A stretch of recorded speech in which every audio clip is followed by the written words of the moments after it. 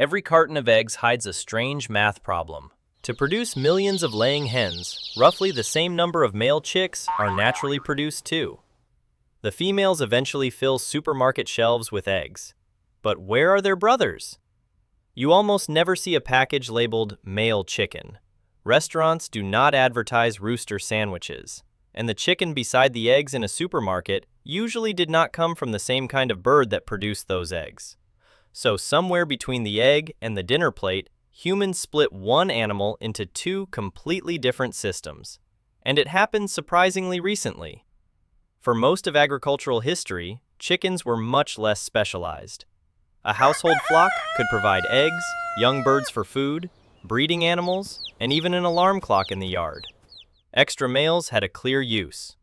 Then, during the 20th century, chicken farming changed. Instead of asking one bird to do several jobs reasonably well, breeders began creating birds that could do one job extremely well. One line became focused on eggs. Another became focused on rapid growth. At first, that sounds like a small difference. It became enormous. In a famous experiment, researchers compared meat chickens whose genetics had been preserved from 1957 with a commercial broiler from 2005. They raised them under the same modern feeding conditions. The result looked almost like two different animals. In less than 50 years, broiler growth had increased by more than 400%, while the amount of feed required for the same amount of growth dropped dramatically. Humans had not invented a new species. We had changed what a chicken was built to do. And this is where the missing males finally make sense. A modern broiler is designed around growth. Male broilers grow well. Female broilers grow well. So both sexes can enter the meat system. But an egg-laying line is different.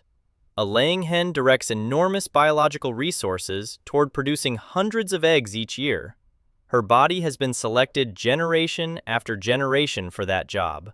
Her brother inherits the same egg line genetics, but he cannot produce the product that makes those genetics valuable, and he does not suddenly turn into a broiler instead. He usually grows more slowly and produces far less meat for the amount of time, feed, and space required. So the real division is not male versus female. It is egg chicken versus meat chicken.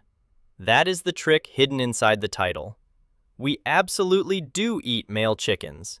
Many supermarket broilers are male. What we rarely raise for ordinary meat are males from specialized egg-laying lines. They cannot produce eggs, and they are competing against a meat bird humans have spent decades making extraordinarily efficient. The difference became so extreme that modern agriculture created a problem that barely existed in the old farmyard. A small traditional flock might keep one rooster with several hens and use other birds in different ways. A modern hatchery operates at a completely different scale. Globally, billions of laying hens are needed, and biology still produces males alongside them. Suddenly, a 50-50 biological system is feeding an industry that mainly wants one side. For decades, the industry had very few efficient uses for the other half. Then, scientists began asking a different question. What if you could know the sex before the chick even hatched?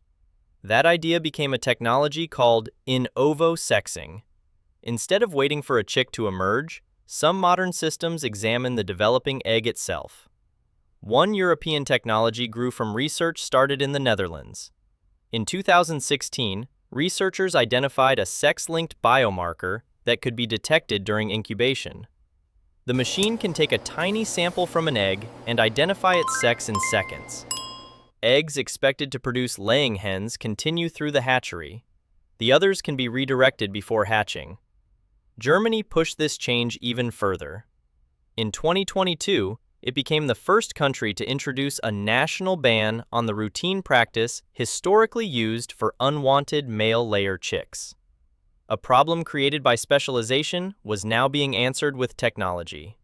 But there is an older solution too. Use less specialized chickens. Some farms raise dual-purpose breeds, where females produce eggs and males grow well enough to be useful for meat. They can do both jobs, just less efficiently than birds specialized for one. And that takes the story back to the chicken from 1957. The gap between egg chicken and meat chicken was much smaller. Modern breeding widened that gap until two birds of the same species became almost different biological tools.